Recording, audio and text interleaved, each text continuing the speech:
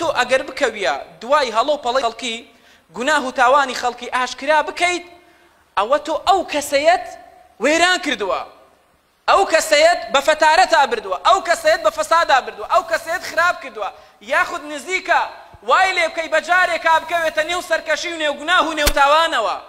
بۆ چونکە کە تۆ لێی ئاشکراکەی ئیتر ئەو کەسەیە پەردەکەی لەسەر لاشێکە نهێنیەکە بوو، پەردەی حەیا و ئابڕووی لەسەر لاشێ، ئیتر ئەڵێ مادام خەڵکی هەر زانیوێتی ئەمن ئەو گوناهم کردووە هەر ئابڕووم چووە بەخوا ئەو جارە خراپترەکەم، اینجا زیاتر و زۆرتر ئەکەوێتە نێو گوناه و نێو تاوانەوە و وای لێ دێ ئابڕووی مسلمانان بەهۆیەوە چێ کاکە.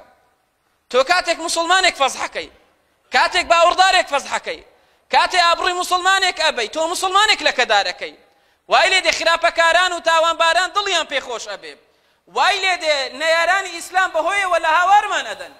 تۆ شەو و ڕۆژدانی شووی لە مەجلیسەکانە، لە بندیوارەکانە، لە ماڵەکانە، لە تۆڕە کۆمەڵایەتیەکانە، لە مەجلیس و کۆڕوسمینارەکانە هەر خەریکی باسکردنی عیب و کەم و کوری و هەڵۆپەڵەی خەڵکی. ئەرێ پێم ناڵێ تۆ مسلمانی یان منافقی؟